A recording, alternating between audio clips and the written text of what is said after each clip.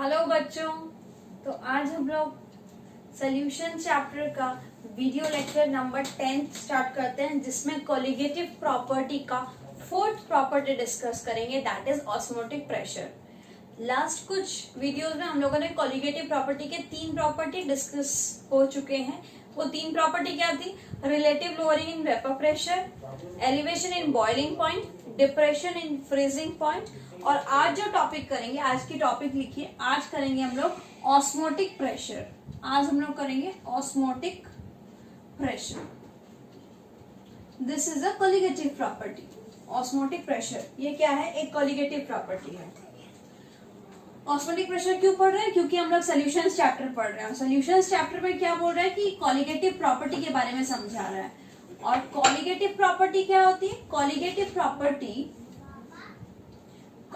Property solutions की property होती है। सॉल्यूशंस की प्रॉपर्टी ऑफ सॉल्यूशंस किससे बनता है? सॉल्यूट और सॉल्वेंट से मिक्स करके। तो ये एक सॉल्यूशन की प्रॉपर्टी है जिसमें डिपेंड करता है, depends on number of solute particles. Depends on number of solute particles. Okay, तो ये है ऑस्मोटिक प्रेशर। अब क्या है osmotic pressure? Osmotic pressure start करने के लिए हम सबसे पहले समझते हैं कि ऑस्मोसिस क्या होता है। क्या लिख रही हूं मैं यहाँ पे? ऑस्मोसिस। ये ऑस्मोसिस क्या होता है? तो बड़े ध्यान से देखना कि ऑस्मोसिस क्या है, क्योंकि ऑस्मोसिस से रिलेटेड ही आपको समझना है ऑस्मोटिक प्रेशर। तो ऑस्मोसिस, राइट। तो ऑस्मोसिस होता है, अगर मान लीजिए आपके पास ये कंटेनर है, इस कंटेनर में एक बीच में मैं डॉटेड लाइंस बना रही हूं, और ये डॉटेड लाइन रिप्रेजेंट कर रहा है एक मेम्ब्रेन है, यानी एक बहुत ही पतला, बहुत ही थिन एक मेम्ब्रेन टाइप का है। कैसा मेम्ब्रेन? पार्चमेंट पेपर हो सकता है, सेमी परमिएबल मेम्ब्रेन, कुछ भी हो सकता है। तो this is semi permeable membrane. Semi permeable membrane जिस मेम्ब्रेन में चीजें सिलेक्टिवली पास होती है। सेमी परमिएबल का मतलब परमिट, जो बहुत सिलेक्टिवली चीजें पास करवाती है, उसी मेम्ब्रेन को हम लोग बोलते हैं सेमी परमिएबल मेम्ब्रेन। यानी यहाँ पे सारी चीजें पास नहीं हो सकती, सिलेक्टिवली चीजें पास हो सकती है। अब इन दोनों साइड में मैं एक साइड में रखूंगी सॉल्वेंट, जो कि मैं यहाँ पे मान दे रही हूँ कि लो कंसंट्रेशन का है। लो कंसंट्रेशन, पूरा सॉल्वेंट है। और इस साइड में सोल्यूशन है, जिसमें क्या है? सॉल्यूट भी है प्लस सॉल्वेंट भी है। और यहां पे लिख दे रही हूं हाई कॉन्सेंट्रेशन। तो ऑस्मोसिस हम उस प्रोसेस को बोलते हैं जिस प्रोसेस में सॉल्वेंट मूव करता है, लो कॉन्सेंट्रेशन से हाई कॉन्सेंट्रेशन की तरफ मूव करता है। This process is called osmosis. Movement of solvent from low concentration side to high concentration side. Low concentration से हाई कंसंट्रेशन की तरफ मूव करना। यहाँ पे सॉल्वेंट्स ही है और कुछ भी नहीं है, तो बहुत कंसंट्रेशन कम है। लेकिन चूंकि यहाँ पे सॉल्यूट पार्टिकल्स भी है, सॉल्वेंट है, तो इसका कंसंट्रेशन ज्यादा है, इसमें अमाउंट चीज ज्यादा है। और यहाँ पे मान लीजिए यहाँ पे पानी, और यहाँ पानी और नमक है, तो पानी और पानी नमक में कंसंट्रेशन किसका ज्यादा मानते हैं? पानी और नमक वाले में। तो ये नमक पानी है, यहाँ पे सिर्फ पानी है, तो पानी बहुत डाइल्यूटेड है, बहुत लो कंसंट्रेशन है। तो पानी किधर मूव करेगा? ऑस्मोसिस अगर हो रहा है तो पानी अपने सॉल्ट वाटर की तरफ मूव करेगा, नमक पानी की तरफ मूव करेगा। तो इस प्रोसेस को हम लोग बोलते हैं ऑस्मोसिस। तो osmosis is nothing but, osmosis क्या है लिख लीजिए, movement of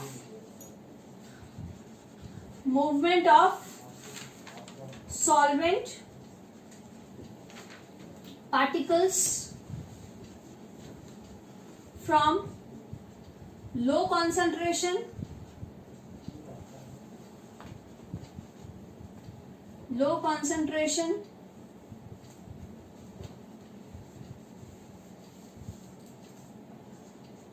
to high concentration. This is osmosis. अब क्वेश्चन आता है ये ऑस्मोटिक प्रेशर वर्ड कहां से आ गया? फिर ऑस्मोटिक प्रेशर बोल रहा है कि ऑस्मोटिक प्रेशर, मान लीजिए यहाँ पे ऑस्मोसिस हो रहा है और इस ऑस्मोसिस को ये डॉटेड लाइन है, ये एसपीएम है। एसपीएम का मतलब सेमी परमिएबल मेम्ब्रेन, एसपीएम। अब मान लीजिए कि ये वाला मुझे ऑस्मोसिस स्टॉप करना है, टू स्टॉप ऑस्मोसिस। तो इस ऑस्मोसिस को स्टॉप करने के लिए मुझे प्रेशर अप्लाई करनी पड़ेगी। तो ऑस्मोटिक प्रेशर यानी जो प्रेशर हम अप्लाई करेंगे, the pressure applied to stop osmosis, osmosis को रोकने के लिए जो प्रेशर अप्लाई कर रहे हैं उस प्रेशर को हम लोग बोलते हैं ऑस्मोटिक प्रेशर। तो ऑस्मोटिक प्रेशर यानी मान लीजिए यहाँ पे ऑस्मोसिस हो रहा था और हम इसको रोकने के लिए यहाँ पे इस साइड में हम प्रेशर लगाए, पिस्टन जो कि यहाँ इस साइड में पिस्टन यानी प्रेशर लगाए। तो इस साइड में अगर मैं सोल्यूशन साइड में प्रेशर लगाई तो जितना प्रेशर लगेगा कि ये प्रोसेस स्टॉप हो जाएगा, उसी प्रेशर को मैं बोलूंगी ऑस्मोटिक प्रेशर। और ऑस्मोटिक प्रेशर रिप्रेजेंट करते हैं पाई। तो ऑस्मोटिक प्रेशर हम लोग रिप्रेजेंट करते हैं पाई से, और पाई क्या है? The pressure. ऑस्मोटिक प्रेशर का डेफिनेशन लिख लीजिए कि the pressure applied to stop the flow of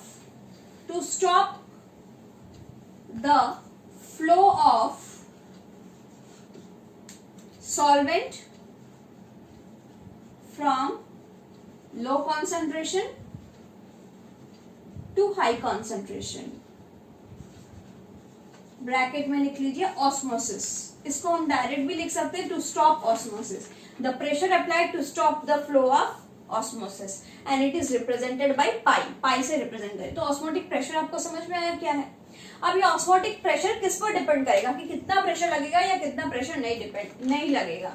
तो ऑस्मोटिक प्रेशर चूंकि ये क्या है, ये आपका कोलिगेटिव प्रॉपर्टी है। तो कोलिगेटिव प्रॉपर्टी किस पर डिपेंड करती है? कोलिगेटिव प्रॉपर्टी डिपेंड करती है नंबर, किसके नंबर पे? Number of solute particle. तो अब यहाँ पे हम लोग लिखते हैं कि पाई का वैल्यू किस किस पर डिपेंड करता है? पाई दैट इज ऑस्मोटिक प्रेशर। पाई की वैल्यू डिपेंड करती है, डायरेक्टली डिपेंड करती है कॉन्सेंट्रेशन पर। किस पर डिपेंड करती है? कॉन्सेंट्रेशन ऑफ द सोल्यूशन, कि सोल्यूशन का कितना कॉन्सेंट्रेशन है। तो it depends on the concentration of solute. It depends on temperature, कि टेम्परेचर ज्यादा है या कम है। तो टेम्परेचर के साथ प्रेशर भी चेंज होगा। तो पाई दो चीज पर डिपेंड करती है, सी और टी, 1 और नंबर 2। तो 1 और 2 को कंबाइन करेंगे तो पाई क्या आ जाएगा? Pi directly proportional to C T. अब इसको हटाएंगे तो कांस्टेंट आएगा जिसका वर्ड है आर, गैस कांस्टेंट। तो pi is equals to C R T. C T तो था, आर एक constant that is universal gas constant, ये गैस कांस्टेंट है। तो pi is equals to C R T. अब लिखेंगे कौन कौन क्या है, पहले इसको और एलाबोरेट करते हैं। सी यानी कॉन्सेंट्रेशन। तो कॉन्सेंट्रेशन क्या होता है? कॉन्सेंट्रेशन होता है number of moles by volume of solution. Number of moles by volume of solution. Molarity जिसका मतलब है number of moles of solution, number of moles of solute particle by volume of solution. तो C की जगह हम लिख सकते हैं एन बाई वी। एन है number of moles of solute और वी है volume of solution in litre into R into T. अब N2 को और हम बढ़ा देते हैं। N2 की जगह हम क्या लिख सकते हैं? N2 क्या हो सकता है? Given mass of solute by molar mass of solute, यानी नंबर ऑफ मोल्स क्या है? Given mass by molar mass. तो N2 की जगह हम लिख सकते हैं given mass of solute by molar mass of solute into volume into R into T. तो ये आपका एक फॉर्मूला बन गया। क्या बना formula? Pi is equals to W2 into R into T divided by M2 into we. तो आपका यहां से ऑस्मोटिक प्रेशर में दो फॉर्मूला आपके काम आएगा। क्या क्या काम आएगा? एक तो आप याद रखना pi is equals to CRT, pi is equals to CRT। इस फॉर्मूले को आप कैसे याद रखोगे? देखो, इस फॉर्मूले को आप ऐसे याद रख सकते हो। आप लोग NCERT बुक सुने हो कि नहीं? बहुत फेमस है। CBSE, हर एक CBSE, ISS सब 11, 12 NCERT तो बुक लेते ही NCERT सॉल्व करते हैं। तो NCERT का नाम सुना है तो बस याद रखना pi is equals to NCERT। n को हटा दो, मान लो n नंबर ऑफ मोल्स 1 है, तो n को हटा दो, pi is equals to NCRT, n हटा दो, pi is equals to CRT, pi is equals to CRT. अब c की जगह आप क्या पुट कर दोगे, number of moles by volume, तो number of moles by volume put कर दिए, और नंबर ऑफ मोल्स की जगह given mass molar mass put कर दिए, तो हमारा आ गया पाई। पाई है ऑस्मोटिक प्रेशर। तो आपका ये फॉर्मूला, इस फॉर्मूला में आपको कभी कभी ऑस्मोटिक प्रेशर निकालने दे सकता है, कभी कभी मोलर मास निकालने दे सकता है, M2 मोलर मास किसका, सल्यूट का, ठीक है, ये दोनों ही ज्यादा करके देते हैं, मोलर मास पूछ सकता है या पाई पूछ सकता है या गिवन मास ऑफ सल्यूट। तो इन चीजों को याद रखिएगा, या डायरेक्ट ये फॉर्मूला यूज करके भी सी पूछ सकते हैं। इससे क्या सम्स बनेंगे, एक तो सम्स हम लोग जरूर करेंगे। अब यहाँ पे लिखते हैं कौन कौन क्या है। R is equals to universal gas constant, जिसकी value 0.0821 litre ATM, kelvin inverse mole inverse, ये वैल्यू आपको लेनी है। क्यों एटीएम में लेनी है, क्योंकि पाई है, और पाई क्या है, प्रेशर, ऑस्मोटिक प्रेशर। तो प्रेशर आर भी अगर प्रेशर का यूनिट में रहेगा तो ठीक रहेगा, तो दिस एटीएम। और क्या ले सकते हैं आप वैल्यू, आप वैल्यू बार में ले सकते हैं 0.083 लीटर बार केल्विन इनवर्स मोल इनवर्स, या आप इसकी जगह और लिख सकते हैं 0.083 डीएम क्यूब डेसीमीटर क्यूब बार केल्विन इनवर्स मोल इनवर्स। और क्या लिख सकते हैं यही वैल्यू आप यूज कर सकते हैं जिसमें एटीएम रहे, बार रहे, या आप पास्कल की वैल्यू यूज कर सकते हैं 8.314 into 10⁻³ pascal kelvin inverse mole inverse. Okay, तो these are some values which you can use of R and और क्या है, T क्या है, टेम्परेचर, और टेम्परेचर आपको किस में लेना है, केल्विन में लेना है, केल्विन में। N2 है number of moles of solute, number of moles of solute. W2 है given mass of solute. M2 है मोलर मास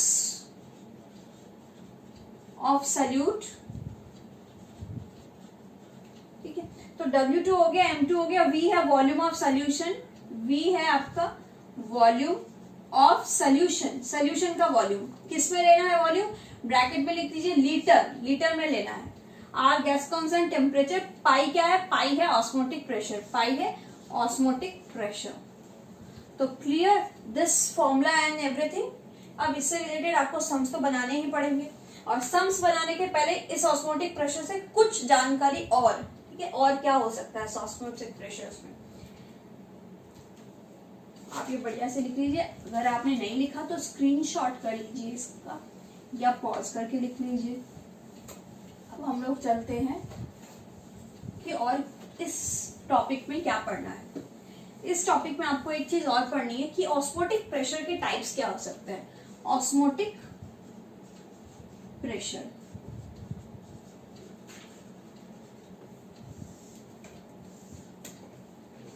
आपको ऑस्मोटिक प्रेशर 3 टाइप का पढ़ना है। ऑस्मोटिक प्रेशर 3 टाइप का क्या पढ़ना है, एक आपको पढ़ना है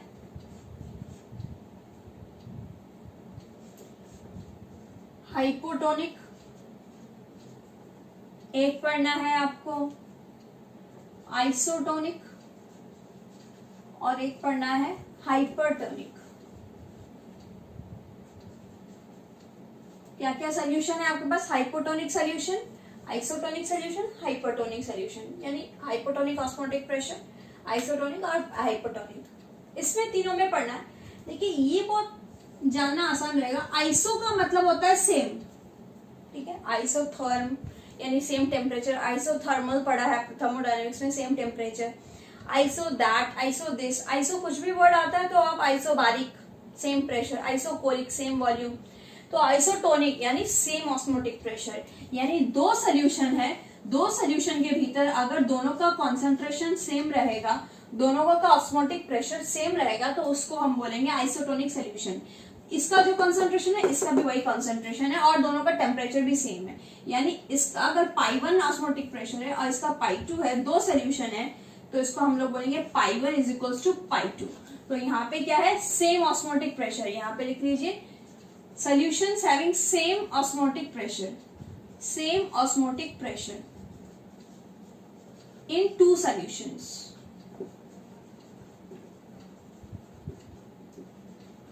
उसको हम लोग बोलेंगे आइसोटोनिक। अब हाइपोटोनिक और हाइपरटोनिक, इन दोनों में ऑस्मोटिक प्रेशर सेम नहीं है, इसमें यानी किसी का ज्यादा है, उसमें किसी का ज्यादा है। अगर ऑस्मोटिक प्रेशर सॉल्यूशन का कम है, अगर ऑस्मोटिक प्रेशर सॉल्यूशन का कम है और सॉल्वेंट का प्रेशर ज्यादा है, तो यहां लिखते हैं osmotic pressure of solution less than solvent. Solution का कम है, सॉल्वेंट का ज्यादा है, तो किधर मूव करेगा, तो लो कंसंट्रेशन के हाई कंसंट्रेशन मूव करेगा। तो यहां पे हम लिखेंगे चीज क्या है, सेल, मान लीजिए कोई एक सेल है, तो सेल विल स्वेल, फूल जाएगा, और द थिंग्स विल गेट, फूल जाएगा, स्वेल हो जाएगा इसमें सेल, ठीक है। तो इसमें osmotic pressure of solution is less than the solvent. और इसका एग्जांपल आप मान लीजिए कि आप एक कंटेनर में कुछ किशमिश, रेजिन आप सोक किए पानी में, ठीक है, उस किशमिश को आप मॉर्निंग में उठ के देखेंगे तो वो फूल जाती है। तो किशमिश फूल कैसे जाती है, यानी रेजिन फूल जाते हैं, स्वेल हो जाती है। तो ये बाहर क्या है, वाटर है, और भीतर रेजिन है, यानी वाटर बाहर से भीतर फ्लो कर गया, यानी रेजिन का जो सेल था, रेजिन के सेल के भीतर फ्लो कर गया, यानी water flows from outside to the cell, cell के भीतर फ्लो करता है और सेल फूल जाता है। तो उस टाइम हम लोग उस चीज को बोलते हैं हाइपोटोनिक सॉल्यूशन। और हाइपरटोनिक का मतलब, जैसे मान लीजिए अगर आप बहुत देर तक कुछ वॉश कर रहे हैं या बहुत देर तक कहीं पानी में काम कर रहे हैं, तो आपका दिखता है फिंगर टिप्स पे कुछ लाइंस आ जाती है, फिंगर टिप्स में कुछ लाइंस आ जाती है।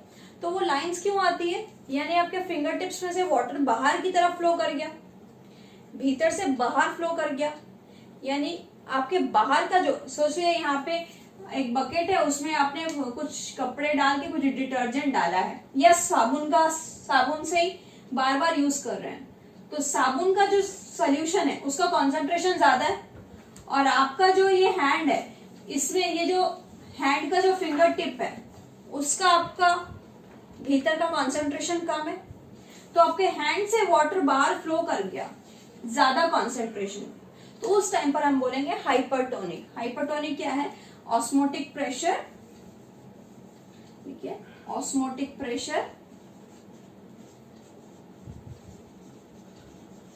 मोर than solvent, cell will shrink हो जाएगी। ये दो आपकी सिर्फ डेफिनेशन में काम आएगी अगर पूछा तो, या फिर कोई कंसेप्शन, लेकिन पाई 1 पाई 2 आपका क्वेश्चन के सम बनाने में देगा, कि कोई एक क्वेश्चन दे देगा, उसमें आपको बोल देगा कि दोनों का ऑस्मोटिक प्रेशर सेम है। अगर दोनों का ऑस्मोटिक प्रेशर सेम हुआ, यानी इसका CRT is equals to CRT, दोनों का कॉन्सेंट्रेशन सेम है। अगर दोनों का टेम्परेचर सेम हुआ तो टेम्परेचर कट गया, दोनों R तो सेम है ही, C is equals to C1 is equals to C2।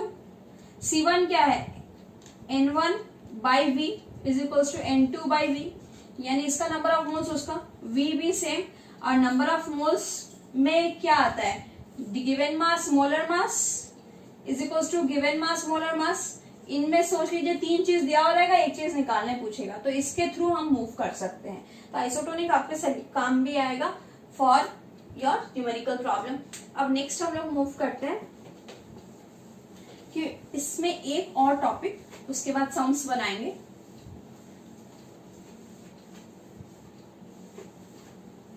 कि मान लीजिए आपके पास क्वेश्चन है रिवर्स ऑस्मोसिस का, नाम से ही समझ में आ रहा है कुछ उल्टा ही होने वाला है, रिवर्स, बैक फ्लो करेगा। यानी ये जो आपने ये कंटेनर बनाया था थोड़ा देर पहले, जिसमें ये एक मेम्ब्रेन था, सेमी परमिएबल मेम्ब्रेन, यहाँ पे लो कॉन्सेंट्रेशन था, सोल्यूशन मान लीजिए या सॉल्वेंट का लो कॉन्सेंट्रेशन था, और यहाँ सोल्यूशन था जिसका हाई कॉन्सेंट्रेशन था।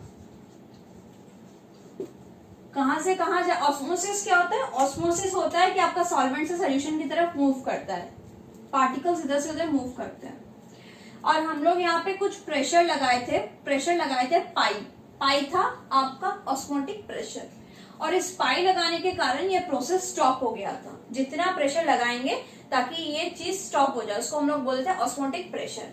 अब रिवर्स ऑस्मोसिस यानी मुझे अब चीज को उल्टा करना है। पहले यहां से यहां जा रहा था, अब यहां से यहां जाएगा, यहां से यहां जा रहा था, अब यहां से यहां। तो ये रिवर्स कैसे हो सकता है? रिवर्स तभी हो सकता है अगर इधर जो प्रेशर लगाए हैं वो स्टॉप करने के लिए लगाए हैं, लेकिन अगर ज्यादा प्रेशर लगा दें तो चीज उल्टी आ जाएगी। तो if pressure greater than the normal osmotic pressure, pressure किससे ज्यादा होगा? Pressure greater than osmotic pressure. Osmotic pressure से अगर ज्यादा प्रेशर लगाया जाए, pressure greater than osmotic pressure is applied to solution side. किस साइड में? सोल्यूशन साइड में। कौन सा सोल्यूशन साइड में? जहां पे कॉन्सेंट्रेशन ज्यादा है, ब्रैकेट में कर देते हैं high concentration. Then particles move, particles अब किधर मूव करेंगे? Particles move from back, move करेगा, that is move from high concentration to low concentration. High concentration से लो कॉन्सेंट्रेशन की तरफ मूव करेंगे, बैक फ्लो करेंगे। ठीक है, तो दिस इज रिवर्स ऑस्मोसिस। और रिवर्स ऑस्मोसिस का बहुत ही बड़ा एक एग्जाम्पल है जो बहुत इंपॉर्टेंट है। एग्जाम्पल है डीसैलिनेशन। एग्जाम्पल क्या है इसका? एग्जाम्पल है डीसैलिनेशन ऑफ सी वाटर। यानी जो सी वाटर है, सी वाटर में क्या होता है? सी वाटर में वाटर के साथ उसमें बहुत सारे नमक होते हैं। नमक, ये तो पता ही होगा कि पानी में हम लोग, पानी से हम लोग नमक निकालते हैं। पानी से क्या एक्सट्रैक्ट करते हैं? सॉल्ट एक्सट्रैक्ट करते हैं, नमक निकालते हैं। तो पानी से जो नमक निकलता है वो किस प्रोसेस से निकलता है? वो रिवर्स ऑस्मोसिस के प्रोसेस से निकलता है। ठीक है, रिवर्स ऑस्मोसिस कैसे? ज्यादा कॉन्सेंट्रेशन कौन से में है? सी वाटर में है या प्योर पानी में है? सी वाटर में। तो सी वाटर से प्योर पानी की तरफ अगर चला जाए पानी तो बच जाएगा नमक। तो उसी प्रोसेस को बेसिस करके वहां पे बड़े बड़े प्लांट्स लग के, प्लांट्स यानी पौधे नहीं, फैक्ट्रीज वगैरह लग के ये डीसैलिनेशन ऑफ सी वाटर का सेटअप किया जाता है, जिसके कारण नमक हम निकाल सकते हैं पानी में से। बहुत ह्यूज अमाउंट हम लोग वहां से निकालते हैं सालों साल। वो दिस इज अ प्रोसेस। तो what is reverse osmosis? Pressure अगर ज्यादा लगाएं, किससे ज्यादा लगाएंगे? ऑस्मोटिक प्रेशर से ज्यादा लगाएंगे। Pressure greater than the osmotic pressure is applied to the solution side so that moves from high concentration से लो कॉन्सेंट्रेशन की तरफ मूव होगा, so that then particles move from high concentration to low concentration. तो this is reverse osmosis. तो osmotic pressure में आपको यही पढ़ना है कि ऑस्मोटिक प्रेशर क्या है, ऑस्मोटिक प्रेशर का फॉर्मूला, उससे रिलेटेड सम्स करेंगे। ये desalination of sea water, reverse osmosis क्या है, और हाइपोटोनिक और आइसोटोनिक सॉल्यूशंस क्या होते हैं। तो नेक्स्ट हम लोग मूव करते हैं कुछ क्वेश्चंस की तरफ।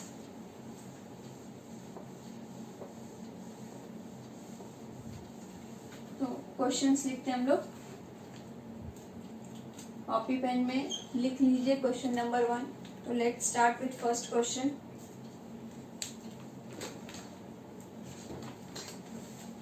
पहला क्वेश्चन लिखिए। हाँ, पहला क्वेश्चन आपके लिए बहुत आसान सा।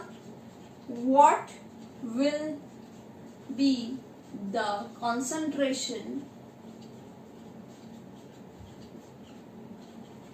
ऑफ, पूछ रहा है what will the concentration of, यानी सी पूछ रहा है कॉन्सेंट्रेशन ऑफ सुक्रोज सॉल्यूशन।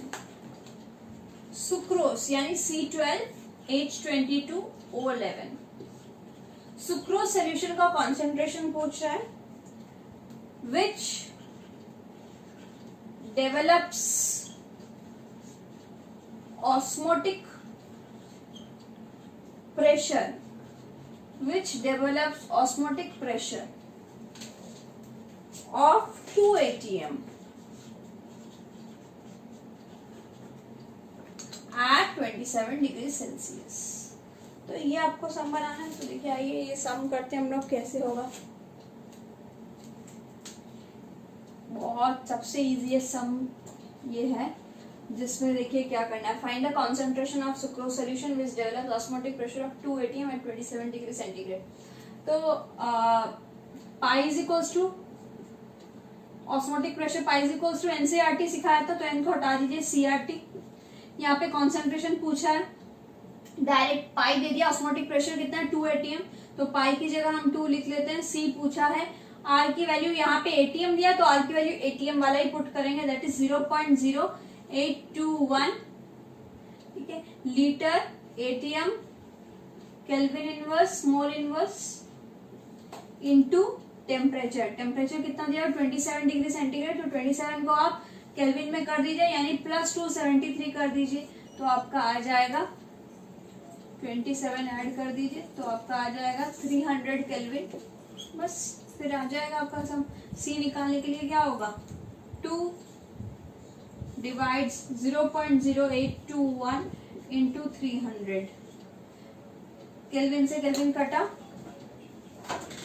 मोल पर लीटर में आपका आंसर आएगा, ठीक है। और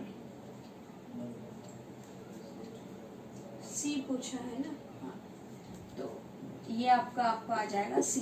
ये एटीएम और ये एटीएम का कट गया, कॉन्सेंट्रेशन का यूनिट आ जाएगा। तो इसको आप कर लीजिए कि सी कैसे निकलेगा। तो सी आंसर आएगा, देखिए आपका सी का आंसर आएगा